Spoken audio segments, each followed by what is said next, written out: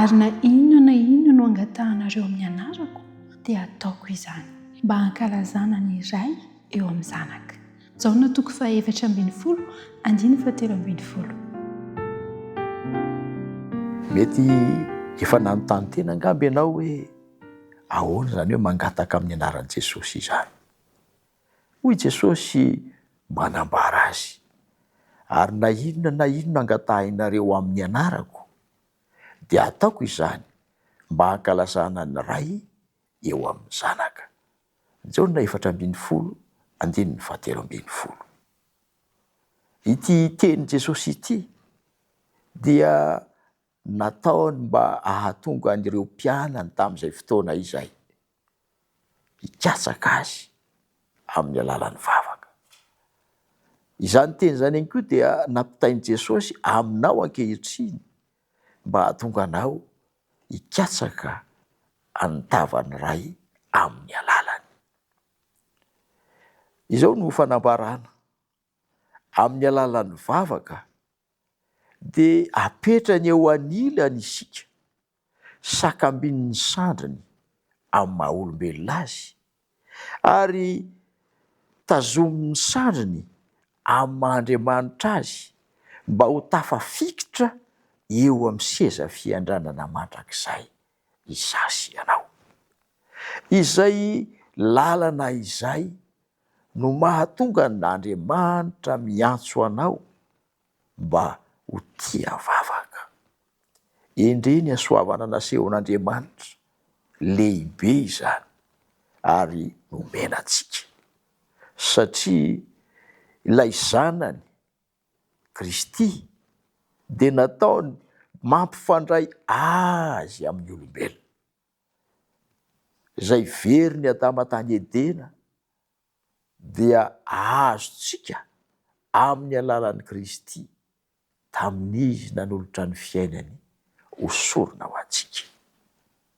Manome atoky antsika izy fa hieno sy hamaly ny fitalaontsika rehetra. Eny, tonga mpanelanelana antsika amin'Andriamanitra Kristy. Ary noho izay fanelanelana nataony izay ao anatin'ny vavaka izay asandratsika, dia amin'ny alalan'izany no ampitan'Andriamanitra amin'ny alalany kosa ny fitahiany rehetra mba ho amin'ny fiainantsika tsirairay avy. Koa tsarovy ary fa nampinaisin'Andriamanitra amin'ny maha-olombelona isika, ary tafaray tamin'Andriamanitra, tafaray tamin'ny maha-Andriamanitra ny maha-olombelona antsika amin'ny alalan'i Jesosy, ary Jesosy ry ihany. Mahazo matoky ianao fa lay Andriamanitra ao amin'i Kristy no anarona ny maha-olombelona anao noho ny fahasoavana efa nataony teo amin'ny hazo fijaliana. Hoy ny fanambarana fa fahasoavana namonjena anareo amin'ny finoana, tsy avy aminareo izany, fa fanomezana nomen'Andriamanitra maimaimpona amin'ny alalan'i Jesosy. Koa androany mangataha amin'ny anaran'i Jesosy. Ny mangataka amin'ny anaran'i Jesosy zany dia izao: mametraka ny zavatra rehetra eo ampelantanany mba ahazahoany misakambina antsika, hitondra antsika kosa eo akaiky ny ray. Andeha hivavaka isika mba hanananao fahasahiana eo amin'ny fangatahana amin'ny alalan'i Kristy. Hivavaka isika. Tompo Andriamanitra io, endre mahafaly no mandre ny teninao. Eny tokoa, tamin'ny alalan'i Kristy zanakao no mahatonga anay ho sa Tompo, manantona anao satria izy rery ihany no marina afaka hiseho manoloana anao, ary izy rery ihany koa no afaka hanelanelana anay ahatonga ny fitahianao mba ho aminay.